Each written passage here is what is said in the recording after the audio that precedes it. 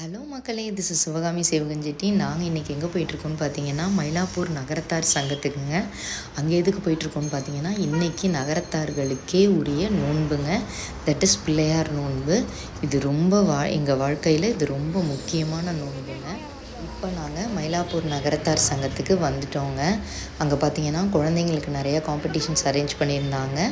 Singing competition, dancing competition, அப்புறம் ரெசிட்டேஷன். இந்த பிள்ளையார் நோன்பு எதுக்காக பண்ணுறோம் அப்படிங்கிறத ஒரு 2 ட்வின்ஸ் குழந்தைங்க ரொம்ப அழகாக எக்ஸ்பிளைன் பண்ணாங்க. அது மைக் இல்லாததுனால சரியாக விழுகலை. அதுக்கப்புறம் பார்த்திங்கன்னா உள்ளே என்ட்ரு ஆகிறப்பவே ஒரு நோட்டு ஒன்று இருக்கும். அதில் வந்து நம்ம பேர், நம்ம எந்த ஊர், நம்ம என்ன வகை அப்படிங்கிறதெல்லாம் நம்மளை என்ட்ரி போட சொல்லுவாங்க. எத்தனை பேர் வந்திருக்கோம், நம்ம மொபைல் நம்பர் எல்லாமே என்ட்ரி போட்டுட்டு உள்ளே போகணும். அங்கே பார்த்திங்கன்னா நிறைய நகரத்தார்கள் வந்திருப்பாங்க. இந்த பிள்ளையார் நோன்புங்கிறது வீட்டில் எடுத்துக்கிறவங்களும் இருக்காங்க, இதை மாதிரி நகரத்தார் சங்கத்துக்கு போகிறவங்களும் இருக்காங்க. நாங்கள் வந்து நாங்கள் சின்ன பிள்ளையாக இருக்கப்போ வீட்டில் தான் பண்ணிகிட்ருந்தோம். இப்போ நானும் கல்யாணம் ஆகிட்டதுனால இப்போ நகரத்தார் சங்கத்துக்கு போகிறோம். அங்கே பார்த்திங்கன்னா எங்கள் பெரியம்மா வந்திருந்தாங்க. எங்கள் பெரியம்மா பையன் மணி, அவங்க ஒய்ஃபு, அப்புறம் கார்த்தி அவனோட ஒய்ஃபு எல்லாரையும் பார்த்தோம் அங்கே.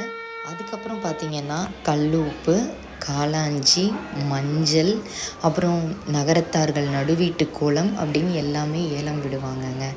இதில் வந்து என்ன ஐதீகம்னா, இதில் உப்பெல்லாம் ஏலம் எடுத்தால் நம்மளுக்கு அந்த வருஷம் ஃபுல்லாகவே அந்த நம்மளுக்கு பணத்துக்கு தடங்கள் இருக்காதுங்கிறதுக்கான ஐதீகங்க.